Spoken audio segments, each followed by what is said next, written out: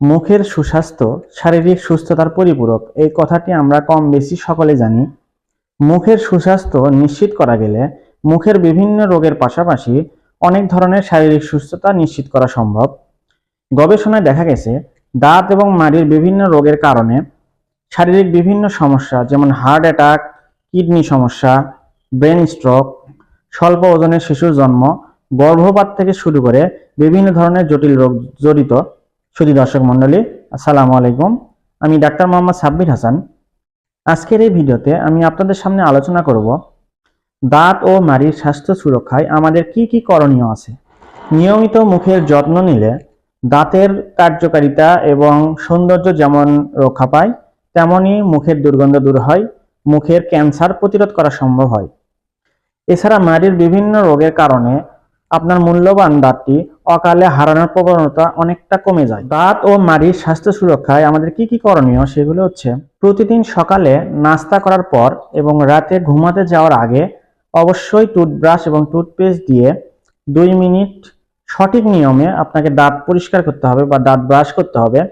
এতে করে আপনার দাঁতের ফাঁকে যে খাবার দাবার জমে থাকে সেই খাবার দাবারগুলো পরিষ্কার হয়ে যাবে, যার ফলে আপনার দাঁতে ব্যাকটেরিয়ার অ্যাক্টিভিটিটা অনেক কমে যাবে।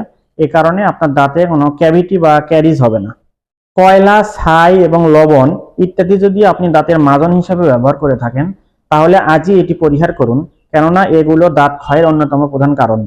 পান, সুপারি, গুল, জর্দা, তামাক জাতীয় বিভিন্ন দ্রব্য এবং সিগারেট এগুলো হচ্ছে মুখের ক্যান্সারের অন্যতম প্রধান উপাদান। এগুলো ব্যবহার করা থেকে বা এগুলো সেবন করা থেকে আমাদের অবশ্যই বিরত থাকতে হবে।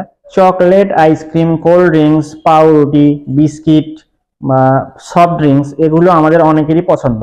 তো এগুলো আমরা যখনই খাবো তারপরে অবশ্যই দাঁত পরিষ্কার করতে হবে।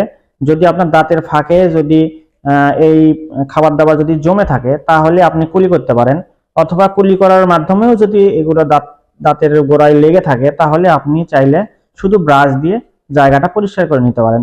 আর আমাদের যারা বাচ্চা কাচ্চা আছে তারা কিন্তু এই জিনিসগুলো খেতে খুবই পছন্দ করে, তাদের ক্ষেত্রেও একই নিয়ম ফলো করতে হবে যে যখনই বাচ্চারা কোনো কিছু চকলেট জাতীয় খাবার বা আইসক্রিম, সফট ড্রিঙ্কস যেগুলো যে কোনো কিছু যদি খায় সাথে সাথে বাচ্চাদের মুখ পরিষ্কার করে দিতে হবে।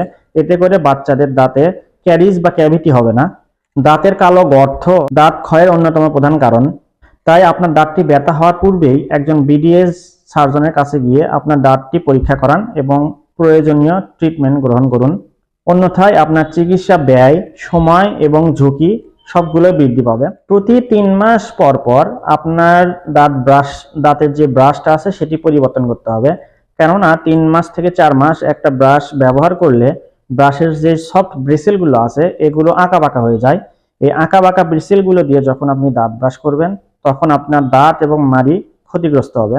নিয়মিত দাঁত ব্রাশ করার পরও যদি দেখেন যে আপনার দাঁতের ফাঁকে খাবার জমে আছে, সেক্ষেত্রে আপনি ডেন্টাল ফ্লস ব্যবহার করতে পারেন। 2 দাঁতের মধ্যবর্তী স্থান থেকে খাবার পরিষ্কার করতে ডেন্টাল ফ্লসের কোনো বিকল্প নাই। সর্বোপরি আপনাদেরকে আমি একটা পরামর্শ দেব, সেটি হচ্ছে যে প্রতি 6 মাস পর পর একজন বিডিএস ডেন্টাল সার্জনের কাছে গিয়ে আপনার মুখ এবং দাঁত চেক আপ করান। এতে করে দেখা যাবে আপনার দাঁত এবং মাড়িতে যদি কোনো সমস্যা শুরু হয় তাহলে সাথে সাথে আপনি ট্রিটমেন্টটা করিয়ে নিতে পারবেন। অন্যথায় যদি দেখা গেল যে 2-3 বছর, 4-5 বছরেও আপনি কোনো ডেন্টাল সার্জনের পরামর্শ নেন না, সেক্ষেত্রে কোনো একটা দাঁত এবং মাড়ির রোগ দেখা দিলে সেটি তীব্র আকার ধারণ করতে পারে। তো বন্ধুরা, আশা করি আমার এই পরামর্শগুলো আপনাদের অনেক উপকারে আসবে। তো সকলের সুস্বাস্থ্য কামনা করে আজকের ভিডিও থেকে আমি আপনাদের সামনে থেকে বিদায় নিচ্ছি। সকলে ভালো থাকবেন, সুস্থ থাকবেন, নিয়মিত দাঁতের যত্ন নেবেন। আসসালামু আলাইকুম।